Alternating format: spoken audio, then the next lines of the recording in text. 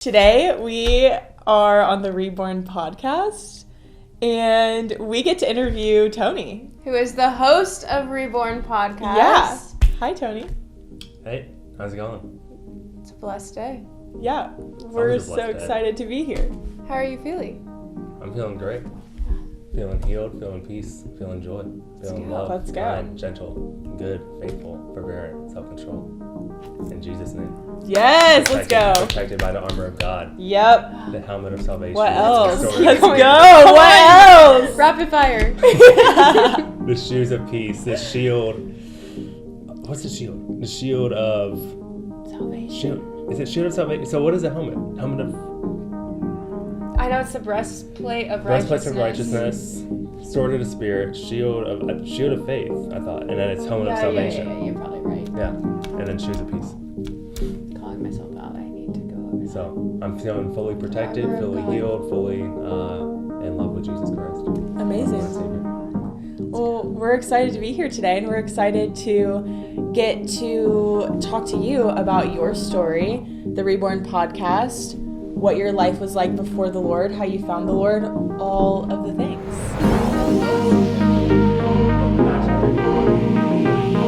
Tony, how are you, Lord? Are you proud of your Tell us. Reborn podcast. Where'd you get the name? What's the vision? How'd it come about? Yeah, absolutely. Great question. And I'm excited. Reborn podcast actually was called the Reborn podcast before I was reborn, about a year prior to when I was reborn. And it was due to feeling reborn not in a bad way, but like in a worldly way, where, the first thing that happened with my transformation was my health. So right now I'm around like 185, 190. I used to be 260 pounds, 260. And so I had lost a lot of weight. I started getting better mental health, and I felt reborn. And so I woke up with that word on my heart one day and called it a Reborn podcast. Wow. And yeah, the vision for the podcast, ultimately it started as just my own personal development journey, sharing that kind of with myself. But ultimately it's led to where I'm able to sit down with people like yourselves and also share my own, what I'm going through. Yeah. And, the Lord is taking me down a road that is in the world seen as successful. And from an outside perspective, oh, that guy has it all, or anything, stuff like that. I have it all because I have Jesus. Not because of anything in the world that I have. And still with Jesus, we know that we will go through trials, but that he will always sustain us. Yeah. And so I just want to, with the podcast, share what's going great. Like the business is growing, the podcast is, getting relaunched. Health is, I've never felt more peace and more joy, more spirit led than I do right now. But there's still things that are, vulnerable that I'm walking through, and just having that vulnerability to show people that doesn't matter who you are, what season of life you're in, you're always going to be walking through challenges, but again, the Lord will always sustain you. Yeah. Wow. Thank you for sharing that. Yeah, I think before we get into anything else, I think we would love to just hear your story, hear where you came from, and just learn a little bit more about like how you found Jesus. Yeah. So I am a second/third generation immigrant. My dad is first gen from Egypt. My mom was born here. Her parents were Colombia and Mexico. That doesn't have a ton to do with my testimony, but just for context. Really, my testimony started, I would say, in third grade. I moved from Nora Elementary, which is more kind of inner city, smaller school. I was doing great. I tell people I was part of all the nerd bowls, the math bowl, the science bowl, spell bowl, all that kind of stuff. I was like doing really good in school, had a good community, good friends. Back then I was also, I think, in Awana, and which is a like kids Bible study, and Boy Scouts. So, but then in third grade, I moved to Carmel, And elementary was actually pretty fun. I remember at recess we would play boy-girl tag, where like all the boys would chase all the girls one day, and then like the next day it's like the opposite. And at that age, like that's thrilling. Yeah. But then starting middle school, I was trying to find like my people, and I was drawn to the popular crowd, the athletes and whatnot. And I would try and like sit with them at lunch, and ultimately that led to like I got really bullied, and I didn't see anybody else except for that crowd. And so I had, I guess, pride that stopped me from sitting with like anybody else or going to be friends with anybody else, even though like time after time I just kept getting rejected by that crowd. And so really that led to isolation, because again I didn't see anybody else, and I was rejected by that crowd that I did see, because they seemed like they were like famous and had it all and had everything together. So yeah, led to isolation, led to depression, severe social anxiety. Bella, you were on recently and shared your testimony of literally being afraid to open your mouth to anybody, like even going to a restaurant and ordering food. Yeah. And I was the same way. And I don't know if I think it was 6th grade, started with intensive outpatient therapy, pretty much like year round. And literally, I mean, I tell people like I was dead throughout middle school and high school, because I would go home from school and like go sleep the rest of the night. And then obviously, with that came like with the isolation, spending all that time by yourself, came like porn and masturbation, stuff like that. And yeah, eventually, basically with just that, the whole middle school, started high school, with a little bit of hope that like there's just a bigger pool of people. And so the first few months actually went well. Yeah, I met this girl that I liked at the time. She was from out of state, so I thought it was going to be like a fresh start. But she, fast forward to actually homecoming, what we were just talking about. She ended up going with somebody else. I had written like a very emotional like Snapchat message, but I saw her that night because we had like mutual friends, and I just told her she looked beautiful. And she and her date went and danced, and if I remember correctly, I cried like that whole night, like in the bathroom. And then we went to an after party, not her, but some of our mutual friends, and yeah, that was actually a popular crowd there. So then like I was on people's Snapchat stories, people making fun of like me being there, stuff like that. So yeah, it really, after that day, it was basically back to middle school, and magnified, because it's a school of 3 times the size. Yeah. After that was basically all of high school again. Inpatient therapy. I also have gotten in, I want to say 2 physical fights with my uncle. Had put hands on other family members. So, obviously I had a lack of self-control, and I saw red in another way, not what we were talking about on the previous podcast. Seeing red in a good way. And, I was the guy who like put holes in the wall. Multiple times, stuff like that. I got arrested one night because I had put hands on my mom and on my little brother, who's 4 years younger than me. And yeah, I got arrested. My dad was actually not living with us at the time. He had actually taken like 6 months not living with us, because him and my mom had been fighting about me because of my attitude was like just so bad at that time.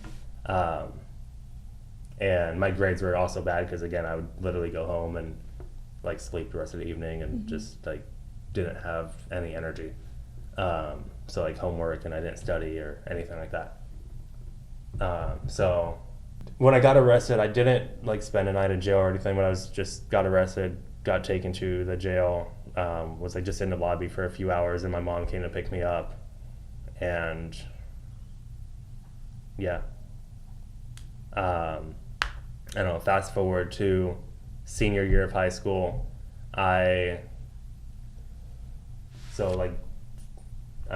Thanksgiving break-ish, somewhere around there. I was actually in, my parents, so we live in a 2-story house with a full basement. The basement's like basically its own apartment. I was in the main floor master with like a king-size bed, like huge window, like jacuzzi tub, nice shower, like super nice place. I had boarded myself in there, like with a bookshelf or something like that, and like I had a big knife in there with me. Wow. And so that is something I never did. Thank God, is like I never had physical self-harm with either I never did any substances, alcohol or drugs or anything like that. I think I smoked weed like once, and I drank like once, something like that. But like I never cut myself, anything like that. But it was more so, I guess for the attention of it all. And yeah, so I'd boarded myself up. I wouldn't come out. I think my dad was at work. He was living with us again at that time. I think they called my uncle, who lives about an hour away.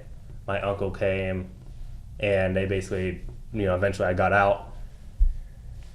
And they gave me an ultimatum, which was like either we called the cops, you go to inpatient, or you just get out of the house. And like at the time I had $100 in my bank. I obviously didn't want to be arrested. And I also, therapy felt like jail. So, I chose what I guess was, in my eyes, the least of 3 bad options, which was going to therapy, I think, is what I chose. Yeah, so they drove me to therapy. I was checked into inpatient. I stayed there for like a week, and it literally felt like prison. And I've never been in prison, but I would imagine that's what it felt like. Like there was no, the biggest thing I guess would be there's no dopamine. Like, people nowadays are just so addicted to screens and music and stuff like that. There's none of that. I remember it was like 4 or 5 days in, they literally just like, they turned on the radio, it was like a Taylor Swift song. Yeah. And that just sounded like heaven to my ears, just because like I hadn't had any outside, anything from outside in there with me. I was in contact, like I had called my mom, I think every night or something like that, my mom and my dad. And it was heartbreaking to me too, like even in that moment, because my mom's birthday is December 2nd, and I was in there on that day. I think I got out like December 4th or 5th or I don't know, something like that, a couple days after. Yeah, so got out. Really didn't change much. I mean, I remember coming home, and I felt relieved to be home, and I told my brother I loved him, and he said it back, and that was huge. Just because I felt like I had hurt something like everybody so much. And actually it's really a blessing today, because I'm at a point in my life where I've developed obviously a lot from there to where he actually does like look up to me and respect me like an older brother. But yeah, so got home, but still continued having fights, like verbal fights with my dad mostly. So I got kicked out a few weeks later, or maybe like a month and a half, like mid-January, 22, I think. 22. Got kicked out. I was like, I had still again had like $100 in my bank, so I stayed at a hotel for one night. I could barely afford. I had my grandma's card on my DoorDash, so like I ordered DoorDash, like McDonald's or something, like way too much food for one person. But like I just I was obese. I just ate my feelings away, which obviously doesn't make you feel better. But did that, then my grandma actually took me in for like 2 or 3 weeks. I found a rental in the meanwhile. I had a car that was worth like 10 grand. I think I ended up selling it for like 7 just because I needed the money fast. And there was like $100 fix on it that if I fixed that, like I could have basically sold it in a day for like what it was worth. It was like at least 10. It was like 12 maybe. I don't know. But yeah, so found a rental. Was doing DoorDash still for work. DoorDash, yeah, mostly DoorDash at that time, like DoorDash, Grubhub, Instacart, stuff like that. And you know, I had a company before that was doing like social media marketing. I ran like theme pages, like social media, like meme pages, basically. And you know, I would sell ads on those. A lot of them like selling ads to like rappers and OnlyFans models and stuff like that. And it was not bad money. So I had tried to buy a page, got scammed out of money for that. It was like a grand or two, was like all I had. And so then I couldn't afford rent and got evicted and moved back in with my parents. And that was May, when I was like end of April, 2022. And yeah, so May 1st, 2022 is the day that I look at as like being reborn, because that's like the day that I just woke up and enough was enough, and like I was tired of being who I was. And the pain, I think Tony Robbins had said it, like the pain of staying the same overcame the pain of change. So I knew I needed to change. Wow. And yeah, the first thing was like literally just getting in the gym. Like that's all I did for the first year was just get in the gym. And I would still like, I would go home and I'd like sleep the rest of the day. Or like I would maybe work DoorDash a few hours. Yeah. Like if that. Yeah, got into real estate in 2023, like around the same time, like around May. Made $900 in my first 2 months. So it wasn't like anything glorious. Thought I knew everything, left the company I was with, made like $2,000 in 6 months. And then throughout that time of being on my own, I had found Christ, which was September-ish 2023. Just from two different people who really spoke into me with a lot of conviction. And, you know, I was like, they're crazy, but I could feel their conviction. So, you know, it prompted me to dive deeper. I tell people I actually got God's like slapped into me or punched into me because I was like literally my first time ever boxing sparring. I got a concussion. I was bedridden for 2 weeks. Towards the end of that 2 weeks, I downloaded a Bible app and went to Northview Church, which is a local mega church here, that next weekend, and kind of all went from there. Found a men's group that one of the people who had spoken into me had introduced me to, and literally everything from that conversation and then that men's group, like I can look back, like even this podcast, how I got introduced to different things all stem from that one conversation, which I think, if I remember correctly, we met at Panda Express through real estate. Like we just met up like to talk real estate or whatever. Yeah, so April 7, 2024, got baptized. I had just like actually done our first company, like big deal, made like 30 grand on a wholesale deal, just hiring cold callers and doing sales. It was a house in Butler, Tarkington, 4243 Cornelius. I still remember the address. And I usually don't remember the addresses. I usually remember like the actual situations of the sellers because I love what we do, how we're able to serve. But yeah, so did that. Got introduced to a church that was again from that men's group, that was from that conversation. Gave a message, my first message, July 7, 2024 at that church. And yeah, I mean, just continued to dive deeper into what I was doing, where God was leading me. Ultimately though, with the business, I felt it was completely disconnected from the rest of my life. And so I shut it down for 2 or 3 months between like August, September, to like November, December, which I don't think I did that math right. That's not 2 or 3 months, but shut it down. And I thought I didn't want to be in real estate anymore because I wanted to be in ministry because I had seen what the Lord had done for me already at that point. And yeah, but I shut it down. Obviously, after that, I struggled financially again. Had came to a point where I was considering like what am I going to do. Obviously, I had some savings from that, but like it was almost to the point where I needed to do DoorDash or something like that again. Ultimately, I restarted the company with renewed purpose and mission and vision behind it, and saw it now as a ministry and how I'm actually able to serve the people and the community and the vendors and employees and everyone we come in contact with, and how the Lord was leading me in that. And then May of 25, so this year, started building our team.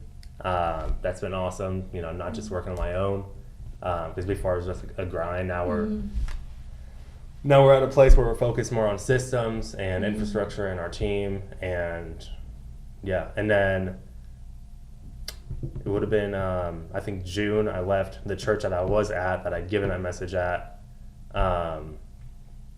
and I didn't know where I was going to go, and that was around the time that I found Run with Christ, and definitely still had some things I needed to work through. I've been still today I have things I need to work through. But so found Run with Christ, got introduced by Alex Bond to Run with Christ, came to Addie's house that one night and met the whole crew. Probably came off prideful in the first conversation I had with Addie and Bella. And I've told Bella multiple times off camera, but I'm super thankful for literally like the first actual conversation we ever had was like her like rebuking me. But I don't know. I just have so much love for that, because most people aren't willing to be kind and truthful and loving in that way. So I appreciate that. And now we work together.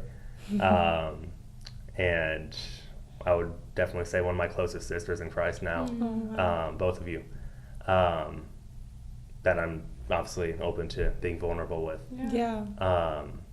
So that kind of, I guess, leads to today, this moment. Wow. Tony, I feel like your story is so powerful. And I think especially with, what you went through when you were younger with bullying and those kinds of things, I think a lot of people can relate to that. And that's like so hard. But I really appreciate your vulnerability of sharing all of that. Like, I feel like it can, especially the things that you did share about, your family getting arrested, putting hands on your family and those kinds of things. It's not easy to share, but I think it is so important to share, because it also just turns the glory back to the Lord of how far he has brought you today. But you mentioned in your story that there were a few men that poured into you, and you weren't fully walking with the Lord yet, but you felt the conviction.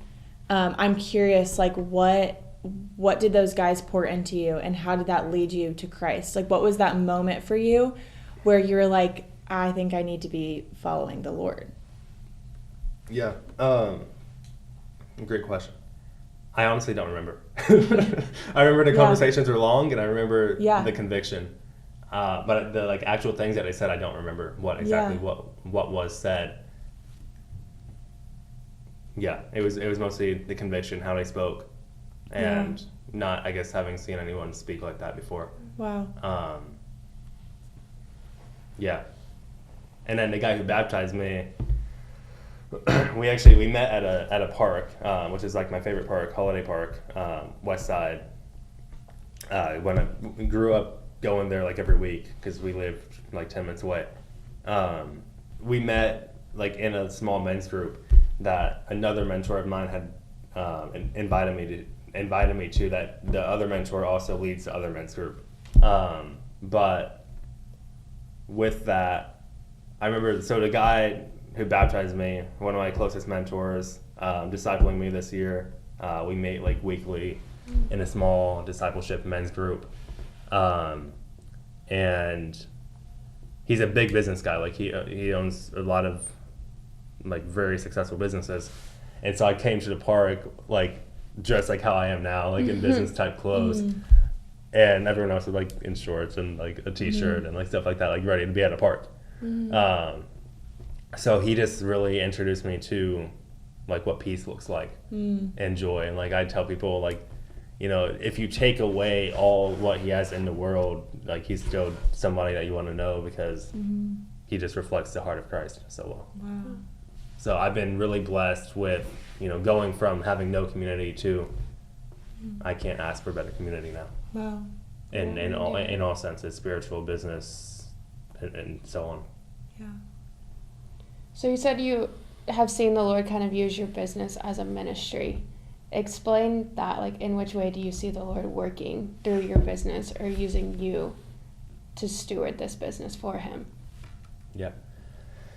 I mean, at the end of the day, it's a heart posture because there's a lot of companies that do the same thing and probably wouldn't say that.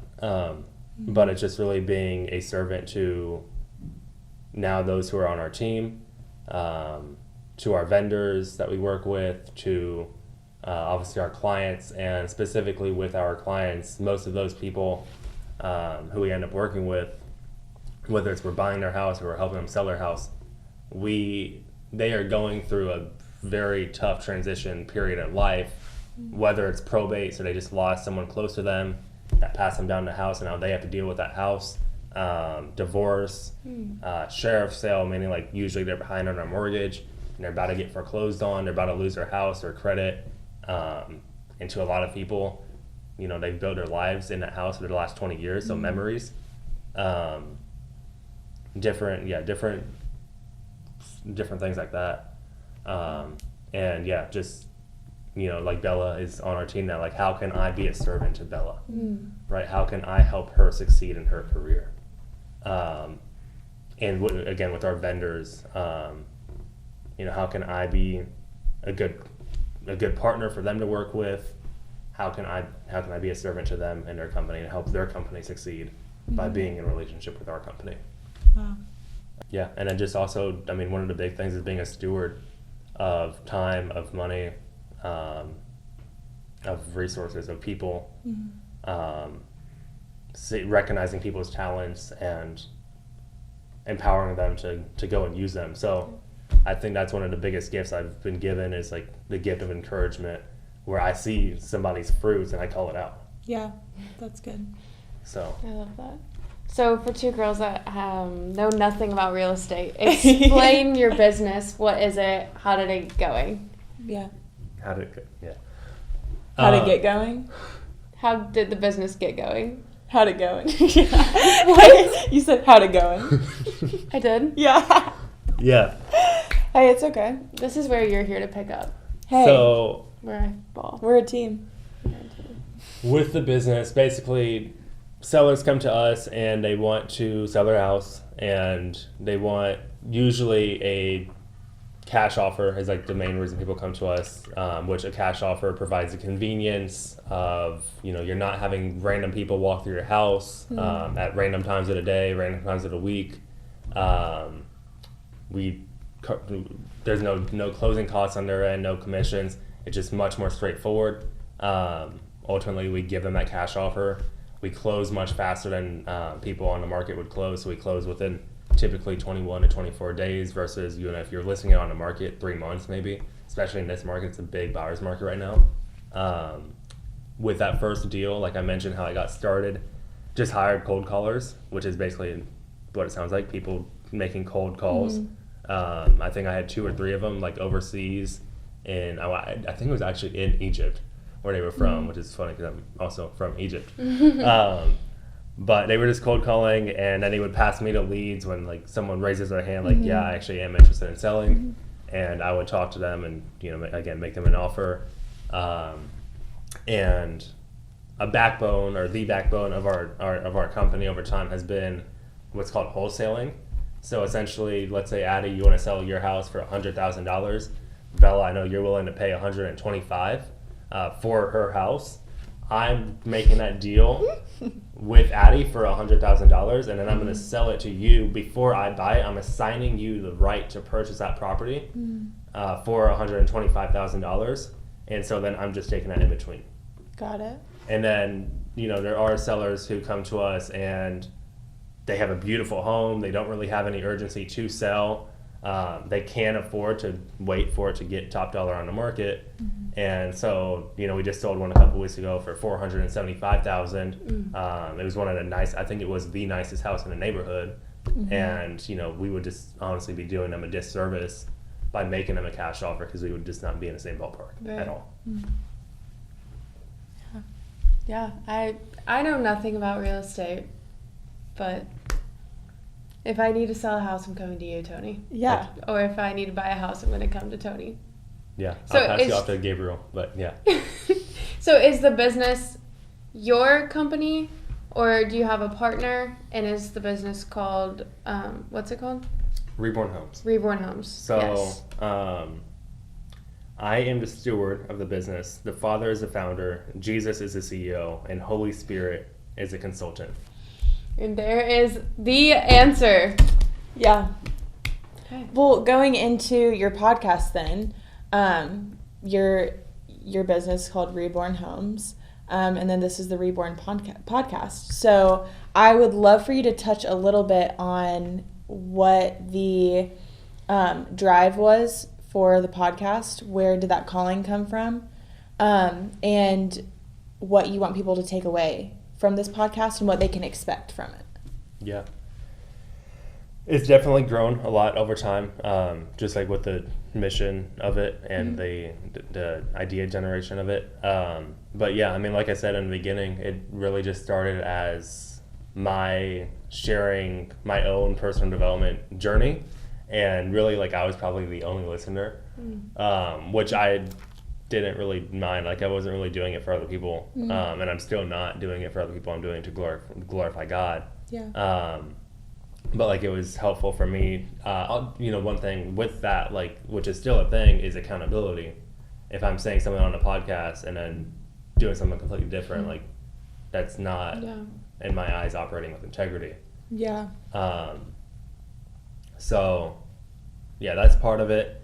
As far as, for the audience, again, I have obviously come from my testimony to where I am today, and have really deconstructed and reconstructed my life through the power of Christ. But again, there's always going to be, sanctification is a process. Yes. There's always going to be trials and tribulations. And so being able to share the highs, but also probably more importantly the lows,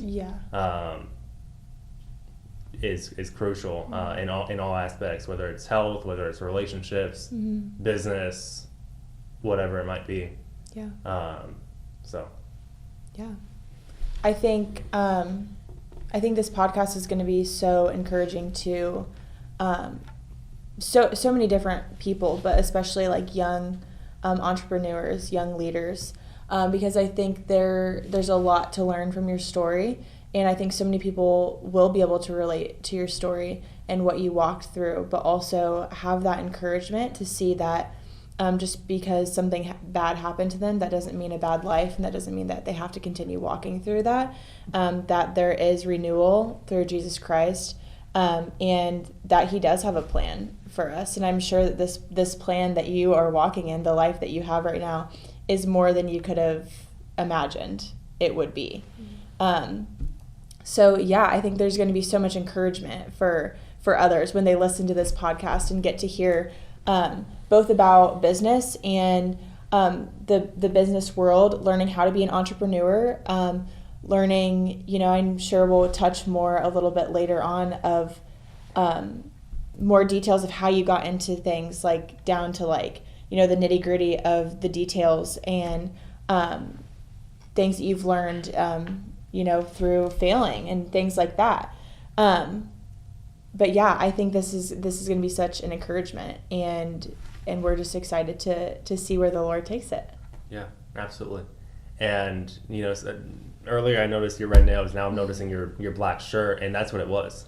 you're right. So the life I live today is much more than I could imagine.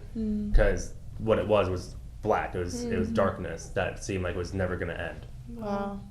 And Jinx. yeah, so it can only be by God. It can only be by the will of God that I live the life that I live today. Yeah. So. Well, he's the sustainer.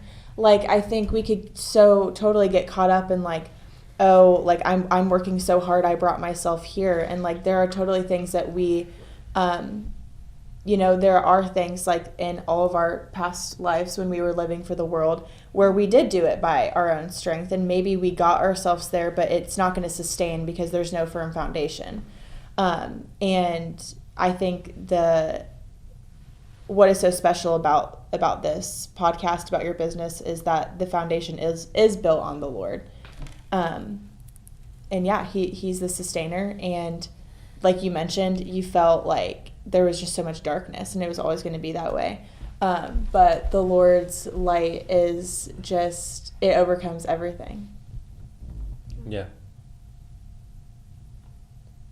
Yeah, I couldn't have said that better. Very wise. We just thank you so much for sharing your story and just giving us a little more insight of what the Reborn podcast is and what we are going to expect from it. So yeah, we just thank you so much, Tony, and we're so excited for this journey for you. Absolutely. I appreciate the opportunity. Yeah. Thank you, Tony. I'm excited for everybody to hear your story. We have one last You question. have a very special story. Sorry, I interrupted you. I'm done. That's my cutoff. We have one last burning question. What is your death row meal? Oh gosh. We didn't plan that. I know. I was just hoping that's what you were gonna say. Yeah. I mean, we're in an Everbowl. Shout out Shout out Everbowl. Shout out Everbowl. Death row meal. Hopefully I'm never on death row. If you were, you can choose anything. You can go from entree or appetizer, entree, dessert, drink. What like give us the whole lineup. I know it's a really overwhelming question. I'm not picky. I'll eat anything. What do you crave? Jesus. Food wise. Do you need some inspo? I guess the first thing that comes to mind is I'm a big rib guy. Okay. Barbecue ribs. Barbecue ribs. Mashed potatoes, green beans. Sorry, I'm picking your meal for you. Yeah. Addie, tell us what your meal would be. You guys can put my meal together for me. No, so I guess we're doing... So we got the ribs, we got the mashed potatoes, we got the green beans. Do you want gravy on your mashed potatoes? Gravy sounds great. What are you sipping on?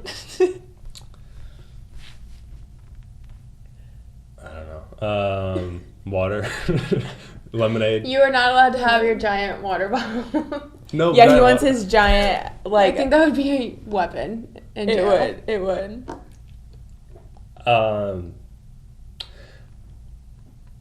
I would say like a organic like strawberry lemonade or something like that. Okay. Yum. Fire. Dessert. I'm a big ice cream guy. What kind? Oh, you said butter pecan last time. Butter pecan, but not on death row. That's Not on death row. Oh. Okay. Either fried ice cream or there's a place locally that has ice cream churros. No, not ice cream churros. Ice cream baklava. Oh. Like What is that? Like I was thinking. so it's baklava with ice cream. Wait, my grandma made Baklava that sundae. over summer. And you like take like a torch to it, right? And make it like crispy on the top? That's what fried ice cream is, yeah. Well, the baklava. Baklava. What is that? So baklava actually is a Middle Eastern dish. I honestly have no idea how to describe what it is. It's I can look it up. I don't want to sound, I'm going to be so wrong if I try and guess what it is. I had it for the first time over the summer, though.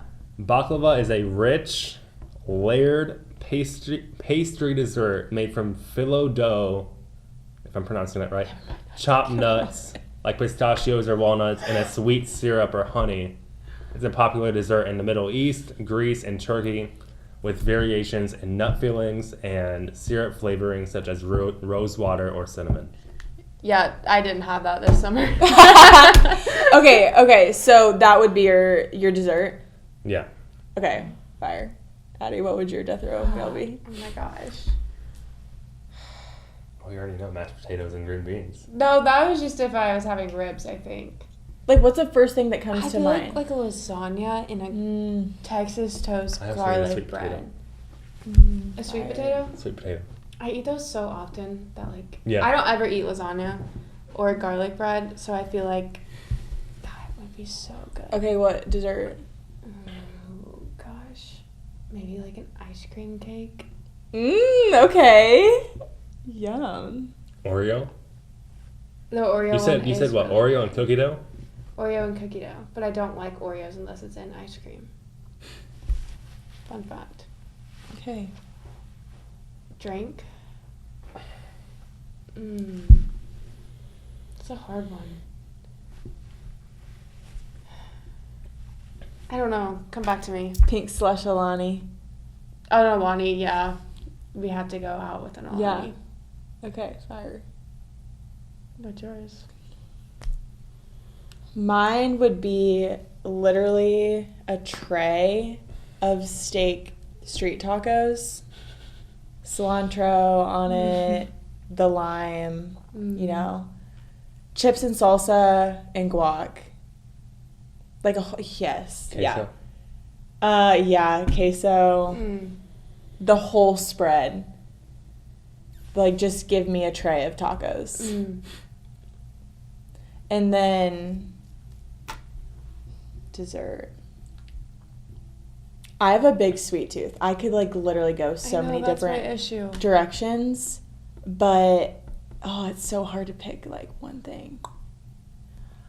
But I think I would do maybe like some brownies, dark chocolate brownies. Like thick one. Do you like the A edges or the fat middle? brownie. Like I like it all. You gotta put ice cream on it. I would put ice cream on it. I would put chocolate on top. Like the Ghirardelli. Yes. Yeah, I'd actually take it back. Like a big Ghirardelli brownie like shake thing that they have. With Yeah. all that. Or cheesecake. I don't Bro, like you cheesecake. don't. That's crazy. What kind of cheesecake? There's like Literally. 100 Oh my different gosh, types. like a pumpkin pie, but cheesecake. I would. I love fall, guys. I'm gonna get so into this now. I love fall. I love fall desserts. This morning felt like fall weather. I love pumpkin flavored things. Yeah, we're getting off topic. We are getting off topic. Basically, any dessert you put in front of me, I would take it. You know what's crazy is I never asked you because I just assumed that you were Hispanic, and apparently you're not. There's so but random. then, well, because you said tacos, I'm like, that's definitely Hispanic food. Well, okay, so I'm like only an 8th Hispanic. The rest of me, I'm white. But yeah, my mom's dad was yes, my grandpa. He was Hispanic. Yeah. So maybe just a little bit in me, but the genes kind of carry. Yeah, The they gene- definitely do. the You and your genes- mom look a lot alike. Yeah, the genes definitely carried over for Yeah. sure. Sweet. Yeah. Let's talk about your genealogy. Yeah, I was gonna say. Addie. Where's my question? Addie, what are you? Your blonde hair and blue eyes. My mom actually is Russian. so many things. They're like German with what is it? Oh no, Irish, right? Irish. Yes, Irish, German. There's like a lot, but Did you just ask Bella what your mom's origins are? she reads my mind well. We literally, guys, Like, I'm she knows so what I'm serious. trying to say when I can't Addie say and I it. have like this weird telepathy, and I can't even explain it, but like we say the same things at the same time. We'll be texting each other, send the same thing at the same time. Like we should do this, and I'm like, I literally was about to text you that. Like literally, Like us asking like, the death row meal just now. like what this is us. We're locked in. My twin. My homie, my fool. I've heard health things can happen among women, mostly when they live together. We are not synced up. Wait, Is that what you're asking? wow, we're getting really like vulnerable We here, guys. This is This is getting crazy. This is a girly girl podcast. I forgot that we were on the Reborn No, podcast. literally, where is this This podcast straight going? Business. But to answer that question, that is possible. Girls do get linked up. Linked up twin. I said Linked synced up. I thought it was synced up. Oh, I said linked up. You're right. Synced up. Okay. Me and my twin. We're just talking LinkedIn now. LinkedIn, Business. business minded. And that is the Reborn podcast. We hope that you took a lot away from it, but most of all, Jesus. And Jesus Loves you. Love Yes! you. This I know. We love you, but Jesus loves you more.